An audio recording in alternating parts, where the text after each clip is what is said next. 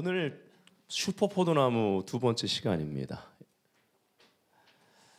지난주에 우리가 우리나라에 있는 굉장히 자랑스럽더라고요. 슈퍼포도나무를 실질적으로 편집한 영상을 통해 봤습니다. 창세기 49장 22절의 비전을 볼 수 있었습니다. 요셉은 샘 곁에 무성한 가지라. 우리 베델교회는 바로 옆에 샘이 있습니다. 시편 1편의 교회인 줄 믿습니다. 복 있는 교회입니다. 그래서 이 요셉은 샘 곁에 무성한 가지라 그 가지가 담을 넘어 뻗어나가는 비전 볼 수 있었습니다. 2015년에 삼천송이가 한 그루에서 삼천송이가 열리고 그게 기네스북 기록이었는데 2016년도에 3,500송이 기록 깨고 2017년도에 4,000송이 그리고 지금 2018년도인 올해는 이제 5,000송이를 도전한다고 합니다. 이제 이거 영상을 보고 집에 갔는데 제 아내가 그래요. 이 5,000에 대해서 여보 5는 은혜의 숫자고 그리고 곱하기 1,000, 1,000은 충만함을 나타내. 이건 정말 충만한 은혜, 은혜 위에 은혜야. 아멘. 할렐루야. 우리 옆 사람에게 2018년 은혜 위에 은혜입니다. 주님의 열매를 많이 맺으세요. 축복합시다. 자, 간단히 복습하면서 이제 오늘 친구에 대해서 보기 원합니다. 예수님은 요한복음 15장의 포도나무 비유를 통해서요. 제자로 부름받은 우리들에게 두 가지에 대해서 말씀하십니다. 우리가 가지고 또 친구라는 것이죠. 지난주에 바로 그래서 가지의 특권과 책임에 대해서 봤습니다. 바로 이 가지에 붙어 생명을 공급받는 것. 그래서 가장 중요한 단어가 뭐라고 말씀드렸죠?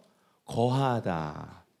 그리고 그 거하는 것이 가지의 특권이었고요. 그 결과 바로 열매를 맺다에 맺다라는 단어가 중요하다고 말씀드렸죠. 바로 책임은 열매를 맺는 것입니다. 근데 진짜 이 열매를 맺은 사람, 맺은 공동체는요. 이 책임이 특권이 됩니다. 나 같은 자에게, 우리들에게 어찌 이런 열매를 주셨을까? 매해마다 매년마다 우리 가정에 그리고 우리 자녀의 삶의 모습 가운데 그리고 우리 교회 가운데 어찌 이런 새 일을 행하시고 이런 열매들을 계속 맺어 그 열매 안에 있는 씨앗을 또 뿌리도록 우리를 비전의 사람 비전의 공동체로 만드시는가 우리가 그 은혜 위에 은혜를 보게 된다라는 것입니다. 오늘은 두 번째 친구입니다. 친구의 특권과 책임에 대해서 볼 것입니다. 가지나 친구나 다 생명의 관계에 대한 것입니다. 이 생명의 관계가 어떻게 주어졌느냐? 그분이 친구로서 우리를 사랑하사 먼저 목숨을 버리심으로 말미암아 이 관계가 시작되었다라는 것입니다. 그리고 우리에게 생명을 주셨는데 영원한 생명입니다. 영생이 있음을 확신하시는 분들 한번 크게 아멘 해봅시다. 이 말은 뭐냐? 주님 우리를 친구 삼은 겁니다. 근데 영원히 친구로서 함께하자. 이런 친구는요 세상 어디에도 없습니다. 영원한 생명을 당신의 생명을 주셔서 영원한 생명을 우리 안에 두시고 영원히 함께하기 위해서 영원한 생명을 우리 안에 두신 거예요. 이런 사랑은 없습니다. 이런 친구는 없습니다. 이런 관계를 소홀히 해서는 안 되겠죠. 이 특권과 책임을 모두 다 누릴 수 있는 예수님의 친구들이 되시기를 주 예수 이름으로 축복합니다. 아멘. 그래서 지난주에 맺다라는 단어, 페로라는 단어를 봤죠. 우리는 이 친구 관계 가운데 열매를 맺어드려야만 합니다. 생명의 관계이기 때문에. 성령님은요. 이러한 생명의 역사를 우리를 통해서 나타내 열매를 맺으십니다. 맺다, 페로. 이 페로라는 단어가 세 가지 의미가 있었죠. 첫 번째 생산하다입니다. 무언가를 출산하는 것입니다. 실질적으로 오순절 다락방에 사도행전 2장에 보면 성령의 불로 급하고 강한 바람같이 불이 역사했습니다. 그러면서 교회가 생명으로 시작됐습니다. 그리고 생명을 낳는 제자를 삼는 일이 그냥 일반적인 것이었습니다. 그리고 그 제자들은 빛과 소금이었고요. 도피성 신앙이 아니었고 세상을 변화시켰습니다. 그들이 예수님과 친구라는 것을 드러냈습니다. 그들이 예수님과 얼마나 가까운 사이인지를 드러냈다고요. 드러낼 때마다 치유가 역사됐고 회복이 나타났으며 하나님의 강력한 기사와 표적 초자연적인 역사들로 말미암아 복음의 영광이 드러났습니다. 이 말은 그들이 하는 모든 삶의 중심에, 사역의 중심에 복음이 있었고 그들이 하는 모든 것은 복음의 영광을 위한 것이었고 그 과정과 열매를 다 하나님이 농부이신 아버지께서 열매를 맺어 책임지셨다라는 것입니다. 아멘. 출산됐습니다. 교회가 출산됐습니다. 지난주에 이 페로 마지막 결론으로 페로란 단어를 선포하면서 설명할 때 우리 김현덕 집사님 갑자기 이 만삭이 된 김현덕 집사님의 그 배 막 갑자기 그때 진통이 시작된 거예요. 그래서 이번 주에 아이를 출산했습니다. 그 다음 두 번째 뜻이 참고 견디다라는 뜻이 있었죠. 인내는 가치가 있습니다. 바로 지난주에 그래서 가지치기에 대해서 말씀드렸습니다. 우리가 비전을 보고 있기 때문에 가지치기를 견뎌낼 수 있는 것입니다. 열매의 비전을 본다면, 그리고 농부이신 아버지를 신뢰한다면 어떻게 신뢰할 수 있습니까? 그 아버지께서 독생자를 우리를 위해 주셨기 때문입니다. 우리를 위해 생명을 주셨기 때문에 우리는 신뢰할 수 있습니다. 하나님의 아들의 신실함 안에 거하는 것이 열매 맺는 비결입니다. 하나님은 선하십니다. 자비가 무궁하십니다. 영광을 아는 백성들은 구약 때 영광이 임할 때마다 노래하고 선포했던 그 찬양 가사를 우리 삶 가운데 기억해낼 수 있어야만 합니다. 여호와께 감사하라. 주는 선하시며 할렐루야. 하나님의 아들의 신실함, 그 인자하심이, 그 긍휼하심이 영원하심이라. 그래서 우리는 늘 베스트가 오지 않았다라는 것을 알아야만 합니다. 또 어쩌면 우리가 지금 바라보고 있는 베스트, 그것이 주님이 주기 원하는 베스트가 아니라는 거죠. 혹시 내가 잘못된 길을 들어섰다면 돌이키시기를 축원합니다. 하나님은 우리에게 베스트를 주기 위해서 가지를 쳐서 돌이키게 하시는 거거든요. 그리고 아가서의 말씀을 드렸습니다. 그 축복의 바람, 남풍뿐만 아니라 그 시련의 바람인 부풍까지도 함께 초청하는, 왜냐하면 열매를 맺게 하기 위해서. 페로. 그 다음에 세 번째 뜻이 운반하다라는 뜻이 있었죠. 하나님의 바로 복음의 영광을 운반하는 것입니다.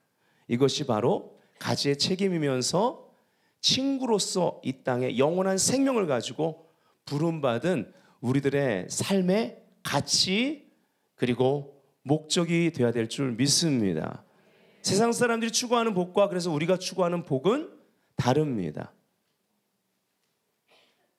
우리 삶의 건강, 그리고 물질의 풍요, 그리고 여러 가지 재능의 탁월함, 그리고 우리 자녀들의 형통, 그것이 똑같이 열매로 맺어져도, 똑같이 맺어진다 할지라도 하나님으로부터 온 것이냐, 아니면은 그냥 내 세상적인 추구 가운데 내 노력으로 어느 정도 만들어낸 것이냐, 그것은 다릅니다. 하나님으로부터 온 것은 복음을 위한 것이고 복음의 영광이 나타납니다. 그것을 통해서 우리가 하나님과 친한 사람들이라는 것을 세상 사람들이 보고 오히려 우리에게 기도를 요청하게 될 줄 믿습니다. 아멘. 요한복음 15장 7절 8절을 보면요, 다 같이 한번 읽어보기 원합니다.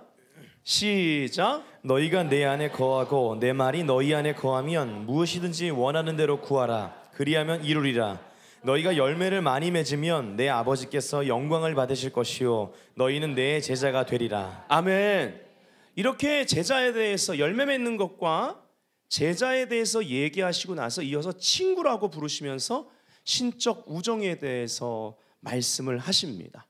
요한복음 15장 13절과 14절 다 같이 읽어보기 원합니다. 시작. 사람이 친구를 위하여 자기 목숨을 버리면 이에서 더 큰 사랑이 없나니 너희가 나의 명하는 대로 행하면 곧 나의 친구라. 아멘. 주님이 먼저 내가 죄인 되었을 때, 연약할 때, 심지어 원수 되었을 때 먼저 사랑하심으로 말미암아 우리를 위해 친구로서 목숨 버려 이 관계를 여셨습니다. 그래서 그 뒤에 보면 너희가 날 택한 게 아니라 내가 너희를 택하여 세웠다라는 것은, 그래서 열매 맺게 하고 그 열매 항상 있게 해서 아버지께 무엇을 구하든지 다 받게 하려는 그 말씀은요, 주님이 우리의 그러한 상태에도 불구하고 먼저 목숨을 버려 선택하셨기 때문이라는 것입니다. 주님 나와 동행을 하면서 다 같이 나를 친구 삼으셨네. 우리 서로 받은 그 기쁨을 알 사람이 없도다. 아멘. 여러분, 우리 각각 주님과의 관계 가운데 가지고 있는 비밀이 있다라는 것입니다. 저는 잘 모르겠는데요, 저는 예수 믿은 지가 얼마 안 돼서 성경을 봐도 잘 이해가 안 되던데 저도 거기에 해당됩니까? 예수 믿고 구원을 받았다면 바로 영광의 소망, 비밀이 되시는 그분이 여러분 안에 계십니다. 이 비밀이 드러나야만 합니다. 감추인 만나가 드러나 내 안에 있는 예수 그리스도를 세상 사람들이 양식으로 취할 수 있어야만 한다는 것이죠. 아멘. 교회는 이것을 나누는 그러한 리소스 센터, 리바이벌 센터가 될 수 있어야만 합니다. 이 신적 우정의 기원과 목적이 제가 계속 거듭해서 말씀드리지만 저에겐 굉장히 중요한 말씀이었고 우리 교회 굉장히 예배나 중보나 모든 열매 맺는 비결이기 때문에 요한복음 15장 9절에 나온다는 거죠. 기원과 목적을 볼 수 있어야 됩니다. 아버지께서 나를 사랑하신 것 같이 나도 너희를 사랑하였으니 나의 사랑 안에 거하라. 우리가 해야 될 건 거하는 것입니다. 여기서 우리가 무엇을 보태려고 하지 마십시오. 내가 무엇을 소유했다고, 무엇을 갖췄다고 이 사랑 안에 거하는 게 아닙니다. 반대입니다. 우리가 거함으로 말미암아 하나님이 그분과의 관계 가운데 우리를 변화시켜서 우리를 쓰시는 것입니다. 거기에 우리의 노력과 추구는 율법주의 신앙이 아닌 것입니다. 아멘. 요한복음 15장에 교회가 되기를 원합니다. 바로 친구로서의 교회예요. 그래서 오늘은 바로 친구의 특권을 다루면서 친구의 특권이면서 친구로서의 교회의 특성 4가지를 보기를 원합니다. 첫 번째, 하나님의 뜻과 그 비밀을 알게 된다. 계시의 풍요를 경험하는 교회. 그러하기 때문에 이곳에 와서 기도할 때마다 또 메시지를 들을 때마다 찬양할 때마다 내 안에 있는 말씀이 깨달아지고 그 깨달아짐이 빛이 되고 때론 그 깨달아짐, 그 빛을 통해서 어둠이 떠날 뿐만 아니라 치유가 역사되고 하나님의 비전을 보게 되고 거기서 내 삶의 구체적인 전략도 취하게 되고 아멘.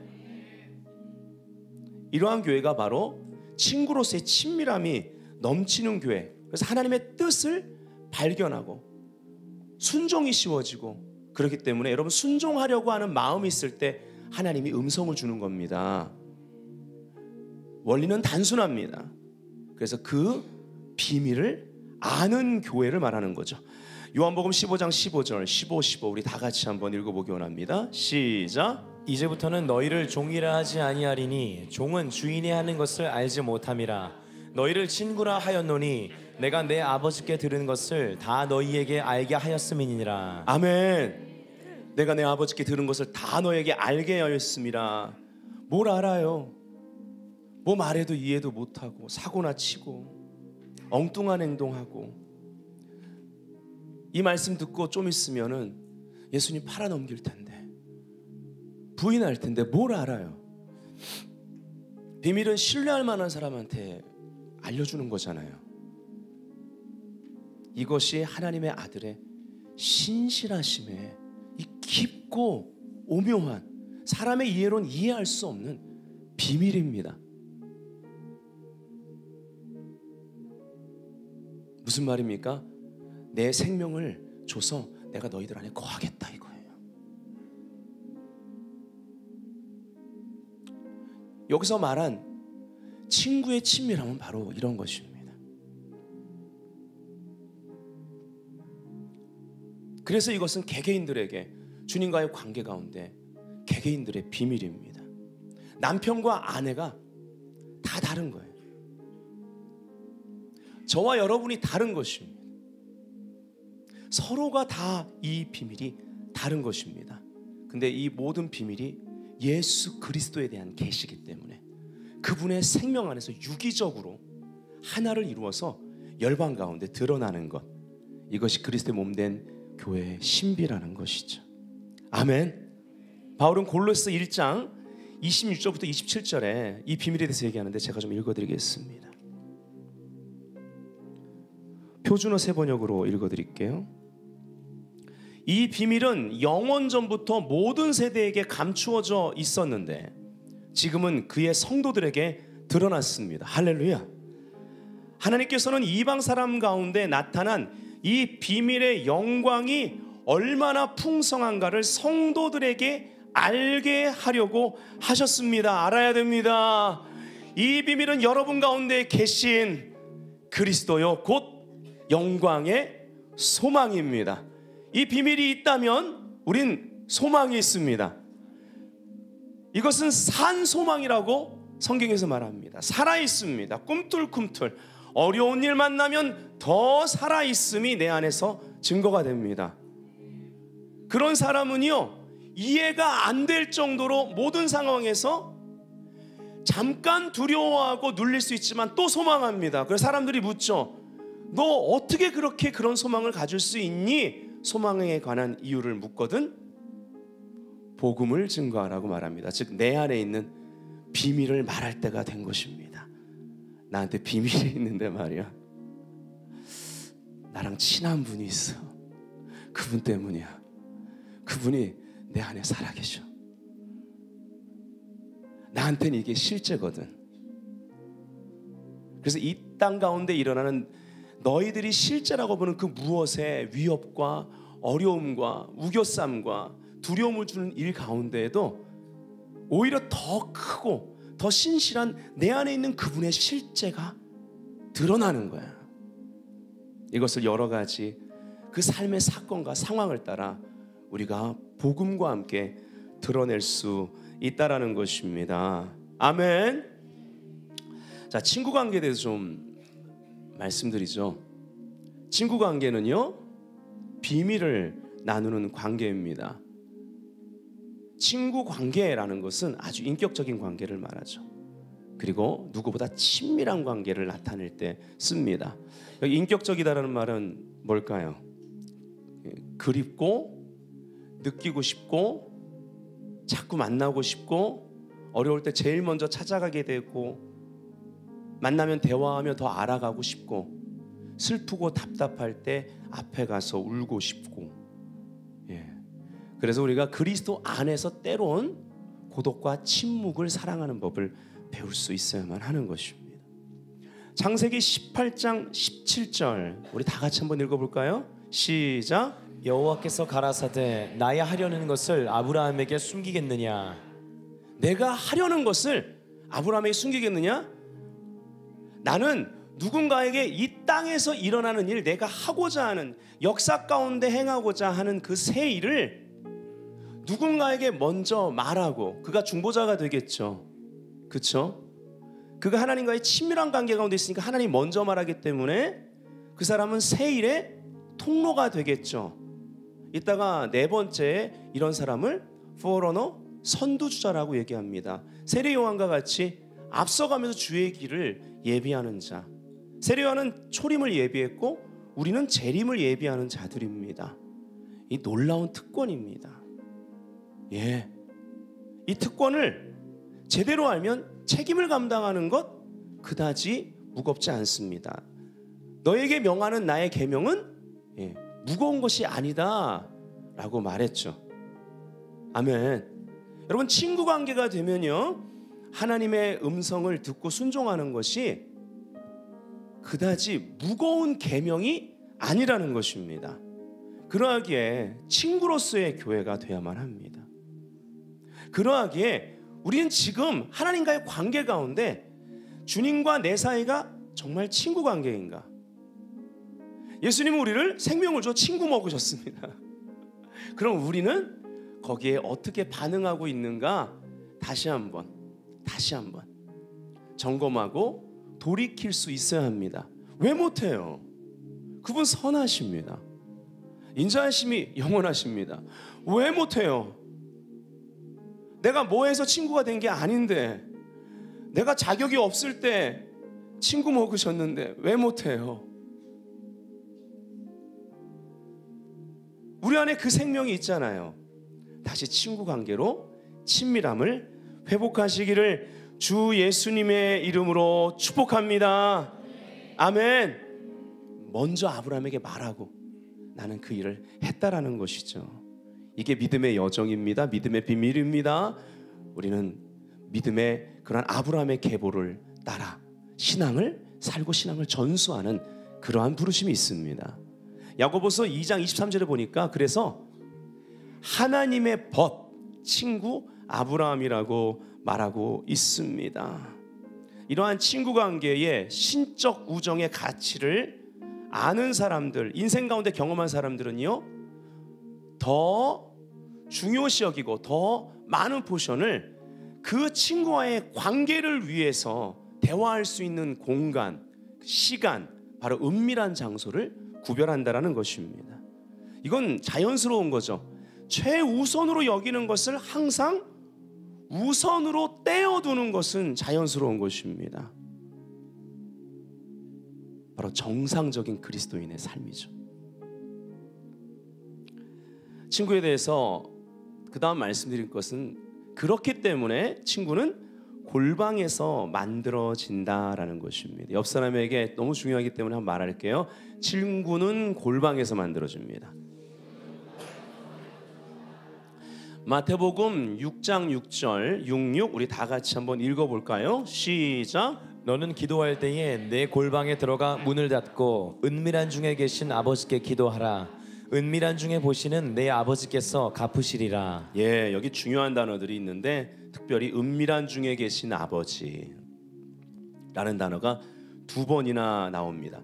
은밀한 중에 보시는 내 아버지, 사람에게 하지 말라는 것입니다. 그리고 은밀한 곳에 들어가서 규칙이 있습니다. 골방에 들어갑니다. 골방을 구별해야 되겠죠. 비밀 장소, 친구 만나는 비밀 아지트 구별하고요. 그리고 정기적으로 들어가야 되고요. 약속 시간 지켜야 되겠죠. 그 다음에 문을 닫는 게 되게 중요합니다. 여러분이 그래서 하나님과 이런 시간 가질 때 핸드폰을 아예 다른 곳에 놓던가 아예 진동대 놓으면 안 됩니다. 자꾸 신경 쓰이죠. 특별히 내가 핸드폰에 좀 중독기가 있다 하시면 옆에 있으면 안 됩니다. 우리 다음 세대들도 보면은 예배 시간에 핸드폰 중독이 좀 심합니다.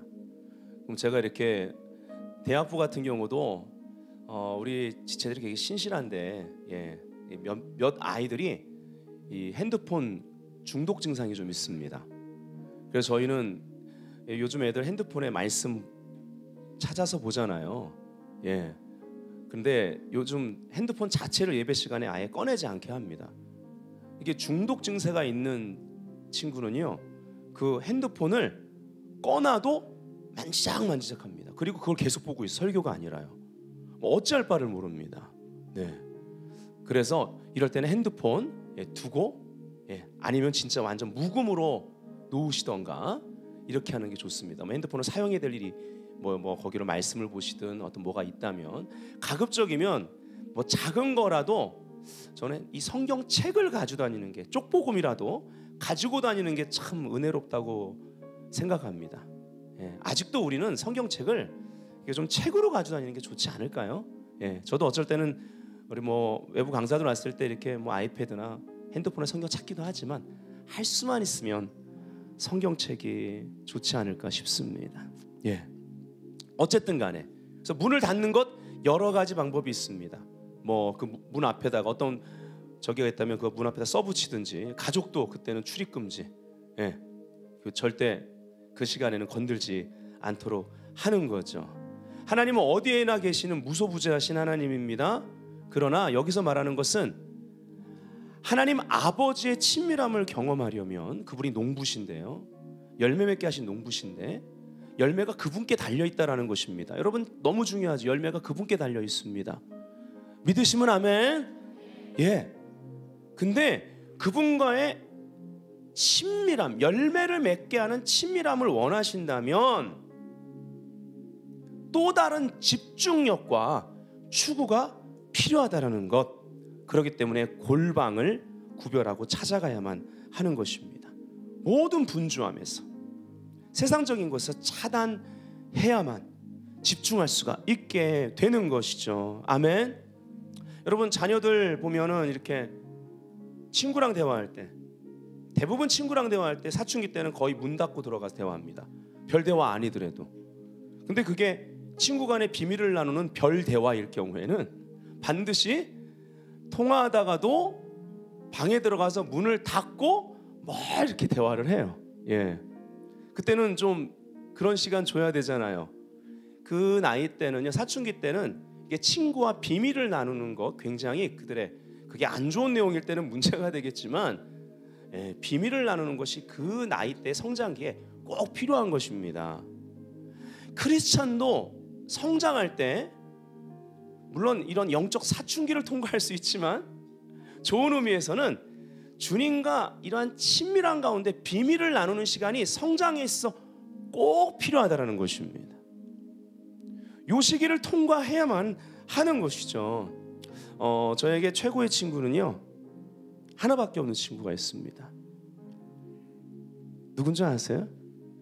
My wife, 제 아내입니다. 나이도 1살 차이밖에 안 나지만 듣고 싶었던 오빠라는 소리는 끝끝내지 못 듣고 살고 있지만, 연애 때부터 그렇게 오빠 소리를 듣고 싶은데 1살 차라고 안 해주더라고요. 자, 저는 연애 때부터 우리는 전도사로 만났기 때문에 전도사 아닌 전도사님 그랬죠.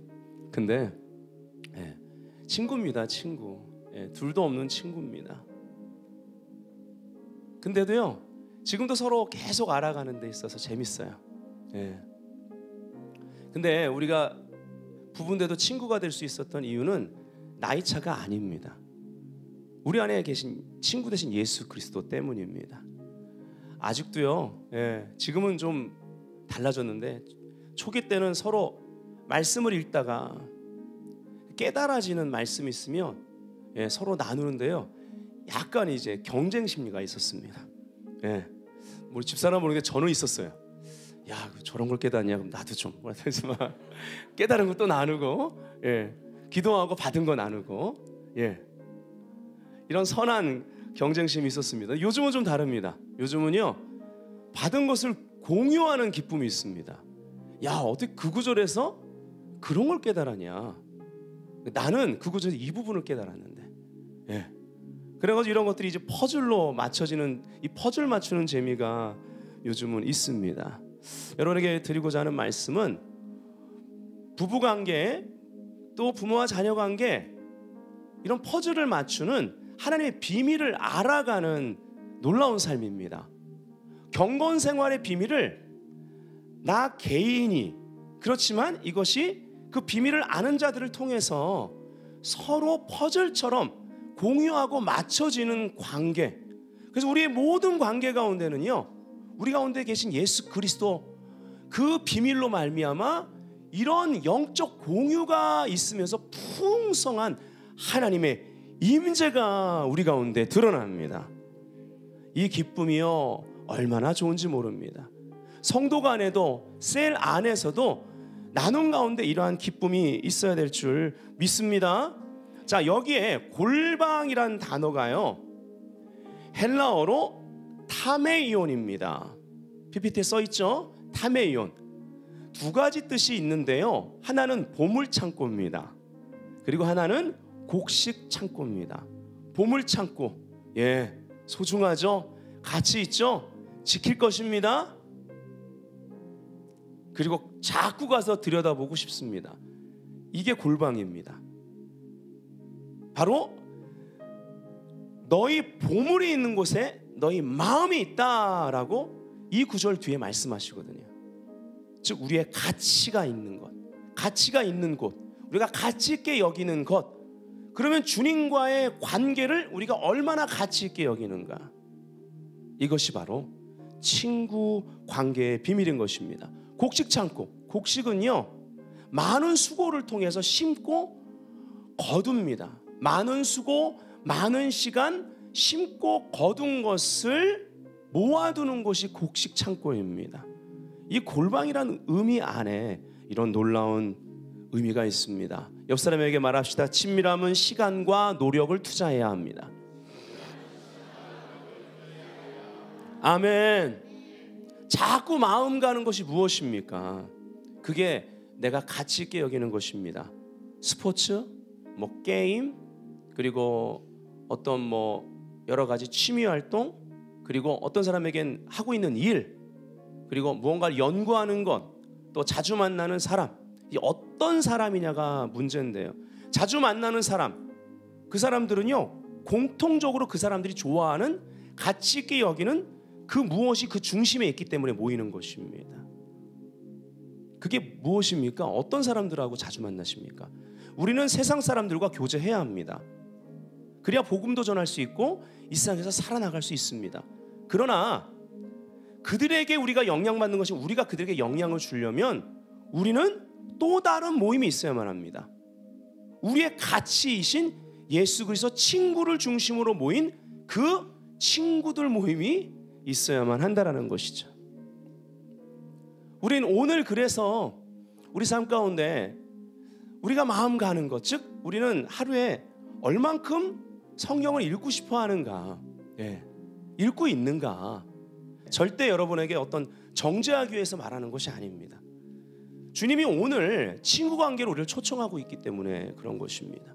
주님과의 대화, 어떤 모양의 기도라도 우리가 얼만큼 기도하고 있는가, 내가 찬양하고 예배할 때 내 안에 정말 기쁨이 있는가, 다시 점검해 볼 필요가 있는 것입니다. 하나님과의 인티머시, 친밀함을 느끼는 것만큼 행복한 순간은 없습니다. 주님을 알아가는 기쁨만큼 우리 삶에 그것보다 더 소중한 것은 없습니다. 주님을 사랑하는 그 기쁨, 이거 회복해야 될 줄 믿습니다. 저는 우리 교회가 친구로서의 그 교회로서 이 기쁨을 회복시키는 교회가 되길 원합니다. 우리 교회 오면 이 기쁨이 회복되는 거예요. 주님을 더 알길 원하고, 주님과 더 사랑하고 싶고, 예배의 감격이 회복되고, 아멘. 예배 드리고 일상으로 돌아가면 그 주에 자꾸 말씀이 보고 싶어지고, 아멘.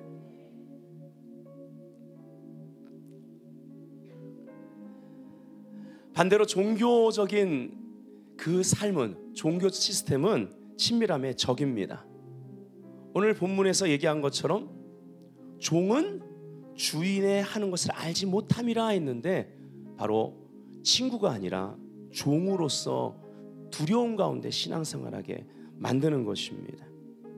그래서 친구의 특권이면서 친구로서의 교회의 특성, 두 번째,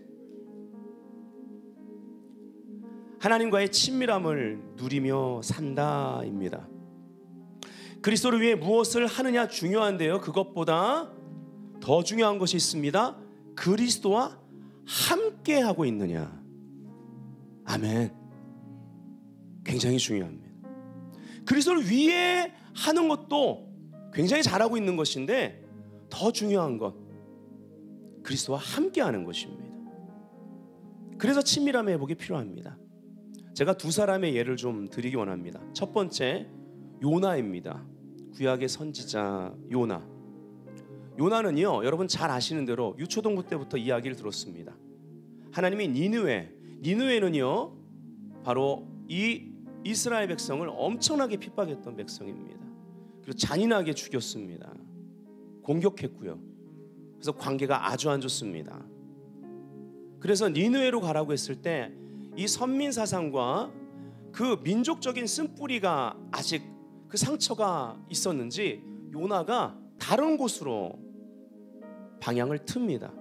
근데 하나님이요 요나를 사용하시죠. 이것이 또 하나님의 은혜입니다. 그래서 요나가 물에 빠지고, 그리고 큰 물고기 뱃속에 들어가서, 성경에 나오니까 사실로 우린 믿습니다. 3일 주야를 있습니다. 그리고 나서 이제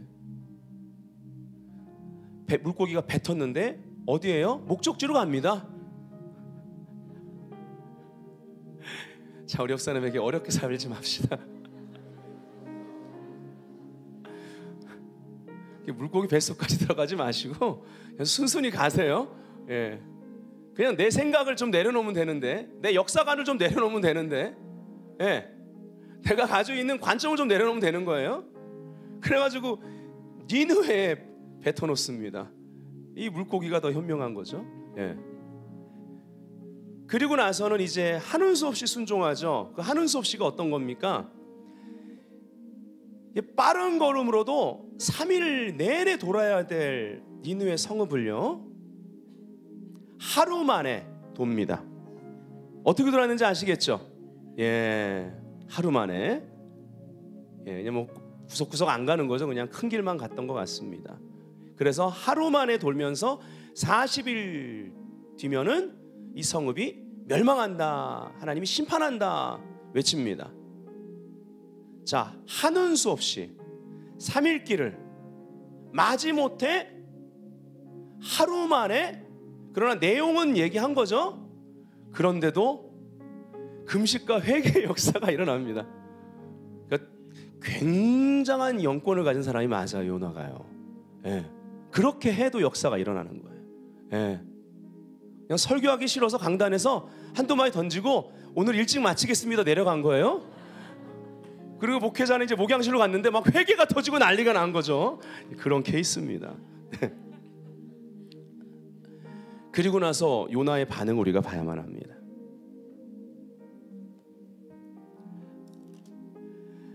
제가 표준어 세번역으로 쉽게 읽어드릴게요. 4장에 보면 요나는 이 일이 매우 못마땅하여 화가 났다. 그는 주께 기도하며 아뢰었다. 주님, 내가 고국에 있을 때 이렇게 될 것이라고 이미 말씀드리지 않았습니까? 어딜 대들어.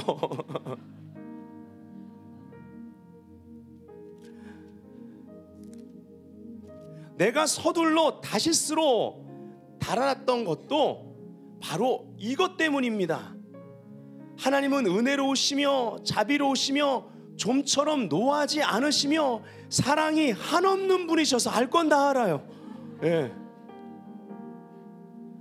아주 오늘날 말하면 교회생활 열심히 하고 모든 성경 공부는 그냥 다 한 사람이에요. 너무 잘 알아요. 아마 하나님의 속성에 대해서 많이 연구했던 것 같습니다.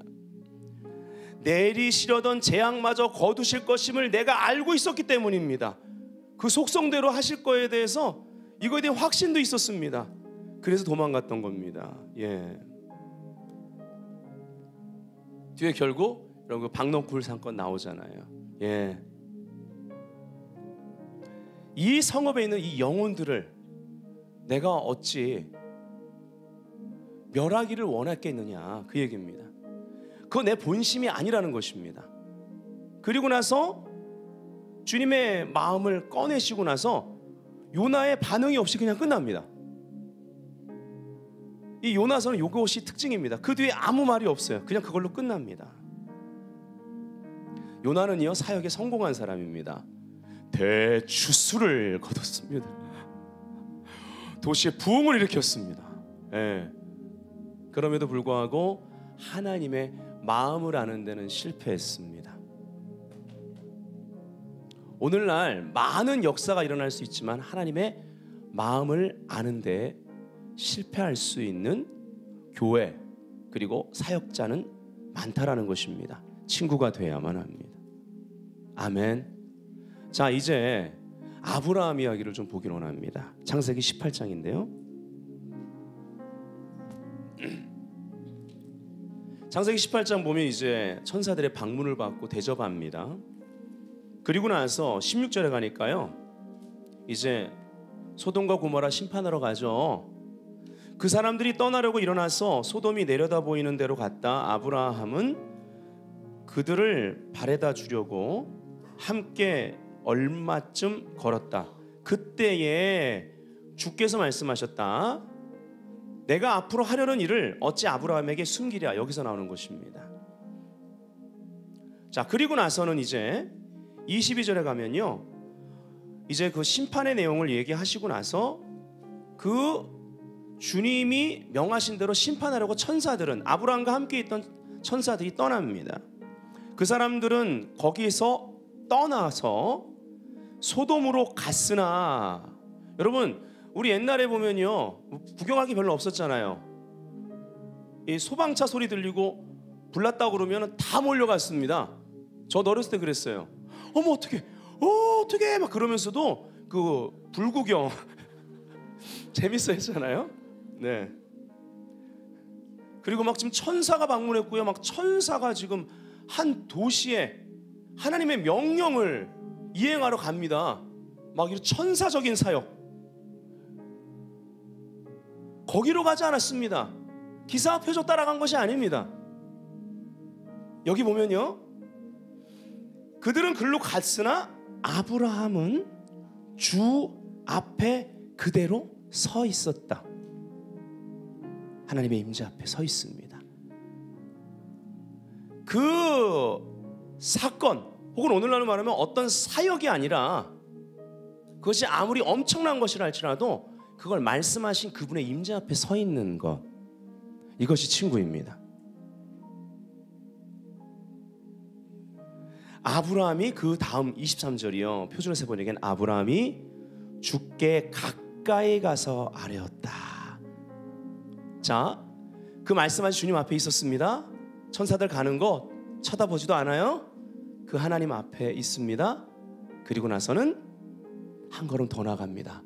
주께 가까이 가서 더 친밀한 가운데 친밀함을 선택하고 아뢰입니다. 여러분 스토리 아시죠? 예, 50, 45, 40, 뭐 이러면서 이제 거룩한 딜이 펼쳐집니다.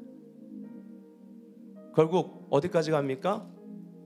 40, 30, 20, 10명. 주님, 10명만 의인이 있어도 저 성 멸망하지 않으시겠습니까?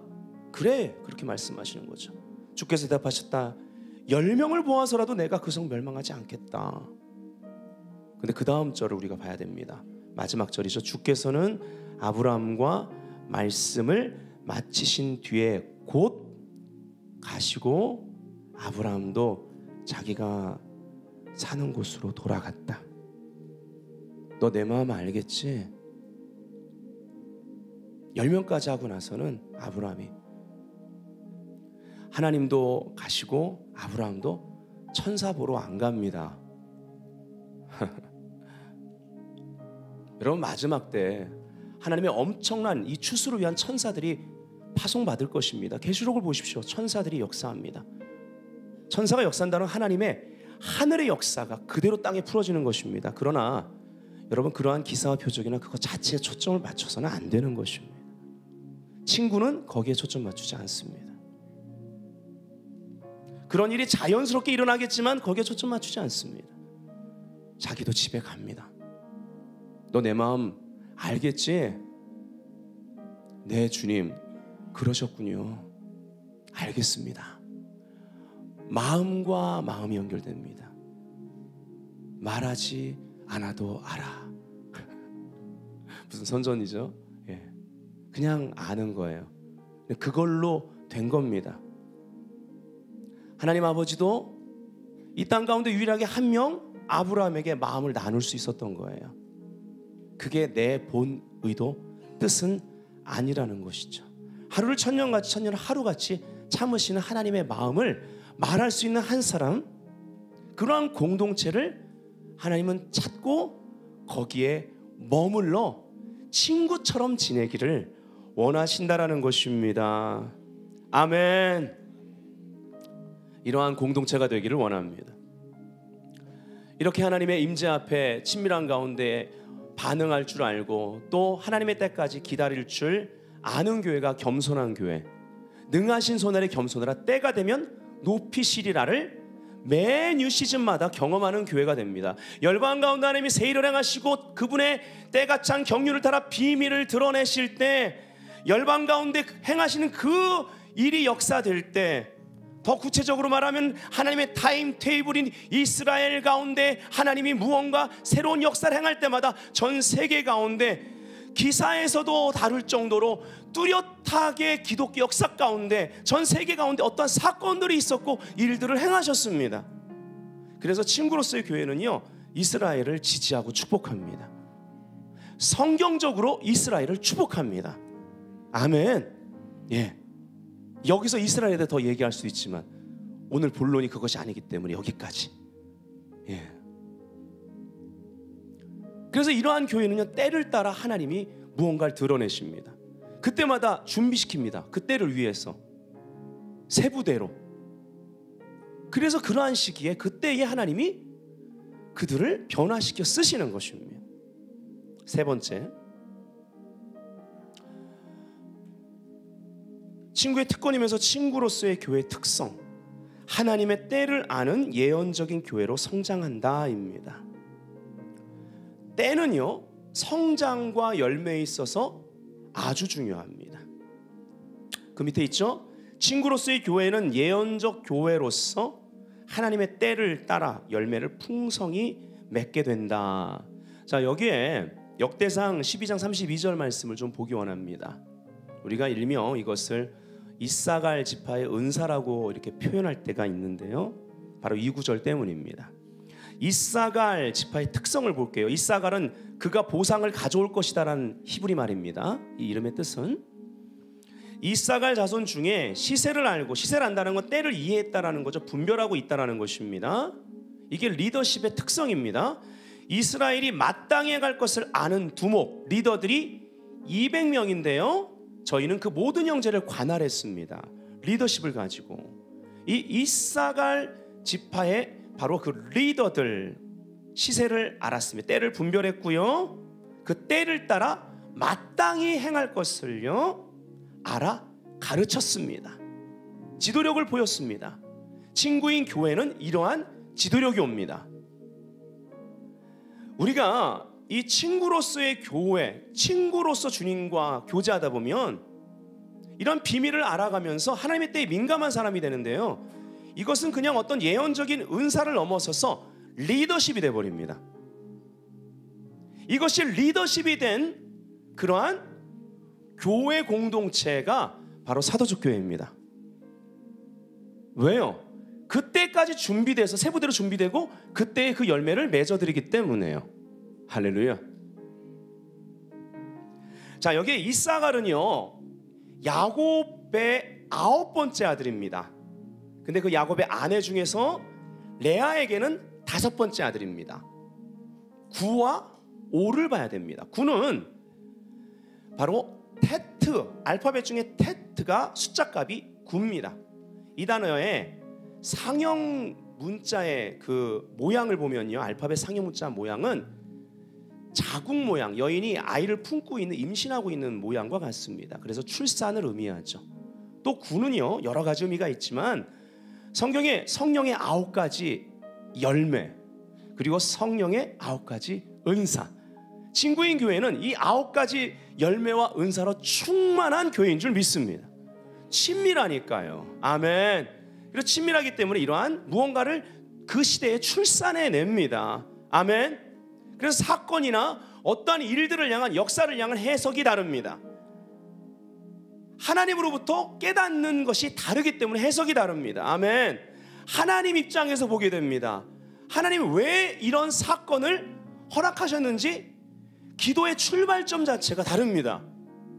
거기서부터 기도에 들어가면서 그 사건을 향한, 그 일을 향한 하나님의 마음을 먼저 받고 기도하기 시작하기 때문에 그 사건을 해결할 수 있는, 그 일에 대한 해법을 풀어낼 수 있는 출산이, 생산이 역사되는 것입니다. 이러한 교회가 될지어다. 오는요, 알파벳 중에 해입니다. 해. 예, 숫자값이 5죠. 이 해는요, 힘, 보호, 구원, 그리고 찬양을 의미합니다. 그래서 예언적인 교회는요, 이 출산을 위한, 그리고 해, 바로 많은 기도와 찬양이 요구됩니다. 자, 이제 저희 교회를 이해하실 수 있겠죠? 아멘. 저희 교회를 이해하실 수 있겠습니까? 예언의 은사가 있는 교회가 아니란 말이에요. 예언적 교회는 다른 것입니다. 예언적 교회의 높은 차원은 친구로서의 교회입니다. 많은 찬양과 기도가 요구되는 것은 당연합니다. 왜일까요? 친구이신 주님이 요구하십니다. 근데 그것을 많이, 기꺼이, 높은 진로, 그 뭐예요? 전심으로 할 수 있는 이유는 친구에 대한 계시, 그 친구 관계에 대해 반응할 수 있는 자원하는 마음이 있기 때문입니다. 아멘. 여기 테트라나를 아까 봤는데요, 9. 이 모양이 또 다른 모양 하나가 있습니다. 바로 이 가죽 부대 모양을 하고 있습니다. 새술은 새 부대에 담으라고 하셨죠. 하나님께서는 새 일을 행하실 때 그 일을 할 수 있는 권능, 새 영을 부을 사람과 공동체를 준비시켜 나가십니다. 그러하기 때문에 네 번째는요, 선두주자로서의 삶과 사역이 주어진다라는 것이죠. 새 일을 행하시는 하나님의 친구로서 교회는 새술을 담을 수 있는, 새 포도주를 담을 수 있는 새 부대로 준비되어야 한다. 바로 새 포도주, 기쁨을 말합니다. 친구 관계를 통해 오는 기쁨이죠. 요한복음 15장 11절 다 같이 읽기를 원합니다. 시작. 내가 이것을 너희에게 이름은 내 기쁨이 너희 안에 있어 너희 기쁨을 충만하게 하려 함이니라. 아멘. 종은요, 주인이 하는 거 알지도 못할 뿐더러 그래서 기쁨이 없습니다. 그냥 단순 노동입니다. 비전도 없어요. 네. 근데 친구는요, 뭘 하려는지 압니다. 얘기를 들었습니다. 공유하고 있습니다. 그래서 종이 알 수 없는 기쁨을 가지고 있습니다. 왜일까요? 비밀을 알고 있기 때문에 그렇습니다. 결론은 바로 친구의 책임이 바로 결론입니다. 순종의 삶. 우리가 친구 관계에 들어가면 이 책임은 특권입니다. 우리가 그분의 뜻에 순종하고 그분의 명령대로 살 수 있다는 것 자체가 특권인 거죠. 요한복음 15장 13절 14절 다시 읽겠습니다. 시작. 사람이 친구를 위하여 자기 목숨을 버리면 이에서 더 큰 사랑이 없나니 너희가 나의 명하는 대로 행하면 곧 나의 친구라. 아멘. 순종이야말로 친밀함의 열매입니다. 왜냐하면 친밀함이라는 것은 우리가 그분의 음성에 순종하되 마음으로부터 할 수 있도록 우리의 마음을 움직이게 하는 그러한 역사이기 때문에 그렇습니다. 그래서 주저함이 없습니다. 그냥 바로 순종할 수 있습니다. 아브라함, 바로 하나님의 아브라함은 하나님의 음성을 듣고 순종하는데 익숙한 사람으로 성장했습니다. 우리의 믿음도 우리에게 그러한 비밀이 있기 때문에 그렇게 성장해야 될 줄 믿습니다. 반대로 야고보서 4장 4절 4 누구든지 세상과 벗이 되고자 하는 자는 하나님과 원수되는 것이라. 이렇게 말하죠. 누가 하나님의 벗이고 누가 세상의 벗이냐? 바로 내가 어디에 거하고 있느냐? 나의 가치의 중심은 무엇인가? 내가 함께 자주 모여서 모이는 사람들은 어떤 가치를 함께 추구하고 있는가? 내가 사람들과 자주 하는 말의 핵심은 무엇인가? 이것이 내가 세상의 벗인가 하나님의 벗인가를 결정합니다. 만일에 세상의 벗과 같은 모습이 내 안에 있다면 오늘 경건의 이 비밀을 알고 하나님의 벗으로 우리의 삶을 돌이켜야 될 줄 믿습니다. 아멘. 밥소르기가 이 거하는 거에 대해서 잘 표현했습니다. 다 같이 읽어보고 마치겠습니다. 시작. 그리스도 안에 거하는 과정은 사람마다 다르다. 우리는 각자 독특한 피조물이다. 그래서 주님 안에 거하는 방식도 다르다. 당신과 그리스도의 관계는 나와 그리스도의 관계와 절대 같을 수 없다. 따라서 다른 사람들의 이야기를 듣는 것으로는 그리스도 안에 거하는 법을 깨달을 수 없다. 좋은 책을 읽는다든지 위대한 설교를 듣는 것도 마찬가지다. 멘토도 어느 정도까지 도움을 줄 수 있을지 모르지만 결국 그리스도 안에 거하는 방법은 스스로 찾아야 한다. 문을 닫고 은밀한 곳에 들어가서 그리스도 안에 거하는 게 무엇인지 발견해야 한다. 아멘. 오늘은 옆 사람과 이거 조금 나누고 마쳤으면 좋겠습니다. 그리고 서로를 위해서 우리가 서로 이 비밀을 공유하는 자들로서 이 세상 가운데 이것을 드러낼 수 있도록 서로를 위해서 기도해주고 마쳤으면 좋겠습니다. 그리고도 모자란다면 셀에 가서 오늘 나누셔도 좋을 것 같습니다. 친구를 향한 3가지 질문. 첫째, 나의 보물은 무엇이며 어디에 있는가?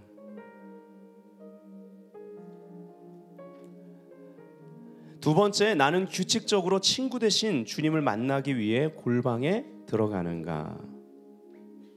세 번째, 하나님과의 친밀함에서 오는 기쁨을 누리며 사는가? 우리가 오늘 회복해야 되지 않겠습니까?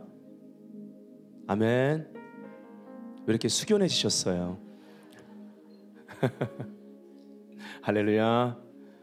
중요한 것은 영광의 소망, 이 비밀이 예수 그리스도가 우리 안에 계십니다. 영원히 함께하자고, 친구하자고 영원한 생명 주셨습니다. 이것을 우리가 서로 함께 드러내는 그러한 부부관계, 부모와 자녀관계, 그리고 교우관계가 되어 세상 가운데 기쁨으로 충만한 가운데 이 비밀을 드러내야 되겠습니다. 그러하기 위해 각각입니다. 그러하기 때문에 각각 골방으로 가야 될 시간입니다. 자, 우리 옆 사람과 한번 나누겠습니다.